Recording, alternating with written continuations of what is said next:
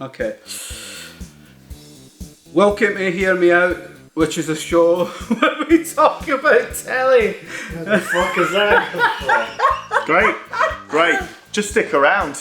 Who knows what we'll be hearing about television? We each one of us talks about a show that we think the other two should watch but probably haven't or wouldn't under any other circumstances. Or indeed this circumstance. You're not going to do stuff just because I tell you to, right? No. Exactly. Not even work-related production The stuff. whole thing is ultimately pointless, but it's a bit of fun, bit of a laugh, bit of a joke. Is it?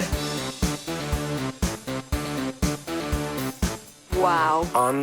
Unbelievable. Well, they seem really nice. Let's give them a chance. Look at that. What is that? Is that Leif? Well, there's only two of them. Still plenty of room for us. This is going to make one incredible hotel.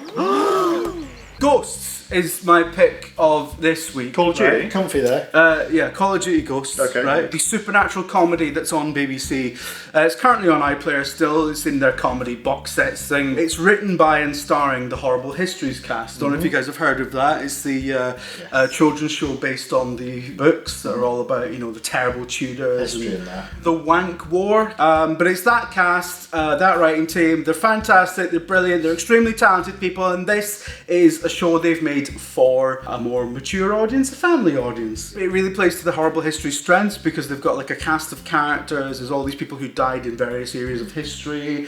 And Are they're, they you know, real historical figures? no, they're No, just they're made they're just pastiches of people from those eras. So there's the one guy's a poet who was around at the same time as Byron. Okay. You know, one of them is like a World War I, World War II army commander. I have been woken every night by you, Fanny, screaming like a mad person. Well, I don't think I do.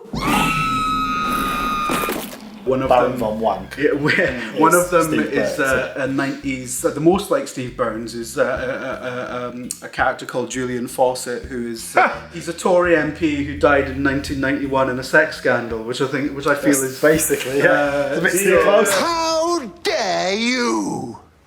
I'm a respected politician and diplomat, and I will not have my credentials called into question by some work-shy bohemian. I mean, I did die in 1991. Yeah, Sadly, yeah. this is my purgatory, having hang out with you fucking It's a fantastic caricature of the 90s politician as well. She's very Blair, very thumb pointing, which I think is a slight anachronism because I think that came in with Blair, didn't it? Yeah, you're talking sleaze politicians, aren't you? Talking Mellor. Yeah. You should like it, Burns, because do you remember the film Ghost with Patrick Swayze? No. Right? Cost you Fucking hell. You know the Ghost with Patrick Swayze, he fucking types. Right? Yeah, with Demi Moore. no, the other guy. She was also in it. I mean, don't fucking... No, she wasn't. No, with Bill Murray.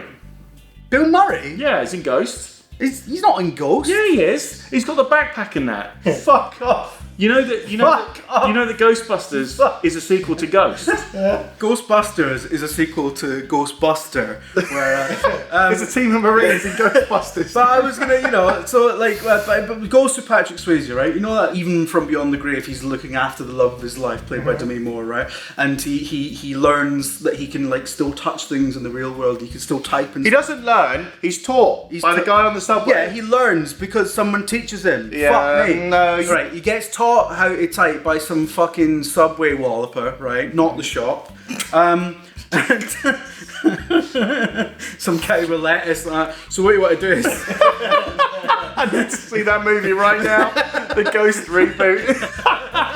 So, one of the characters has an ability where you can type, but it's really strenuous. It's like, and it's really funny because, like, as a direct parody of Ghost, but instead of using it to like look after his loved one from beyond the grave, he just uses it to Google his own legacy.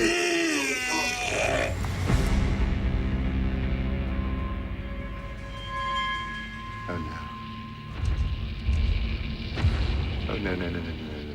It's a nice little subversion of a lot of tropes, which I quite like, Burns. I quite like subversions of tropes. but there's a lot of just straight up tropes in there. It does a lot of interesting stuff. One of the ghosts is a caveman. I feel cavemen are often very underrepresented in undead media. And they all live in the same house. They all live in the same house, yeah. Yeah, okay. There's lots of nice little relatable jokes about, you know, property ownership, which you can get on board with. Exactly. So the story is that, like, this millennial couple who are struggling to buy a house, they inherit this mansion that all the ghosts in. Something happens that allows one of them to see and then they have capers. It's a capery show. Capers happen. This sounds really good. So yeah, it is extremely good. It's by a very talented team. She's coming out!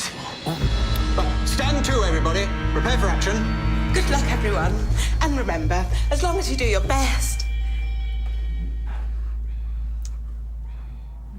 Finished? Yes. It's very watchable. It's got really high gag rate as well. What I like a have we high got? gag rate. 6 30-minute episodes, 10? 6 like 25-minute. Oh, that's what I need. It's My attention span has been Extremely completely shot. watchable. It's extremely watchable, and there's like loads of different characters. There's loads of different flavors to it. There's one episode you'll like it, Dave, because you like fucking cameras and all that, and working on film sets and being a wank. There's even an entire episode about how, in order to get money, they rent the house out as a filming location. Tis witchcraft. Their souls be captured in the window. Oh, no. It's all being recorded onto a video cassette. And that's just the setup for the capers of that episode. So, Oh, okay. You know, japes some hootenannies. Listen, you know. I do like hootenannies. Well, with my leadership and your skills, I believe we have everything we need to scare them out of their wits. It's got a very high gag rate, it's whimsical in tone, it's a nice warm blankety, a comedy show, and it's shot through with some lovely pathos as well. You can't get better than that. It's just 6 out of 10. Stop fucking making me talk about it. It's good.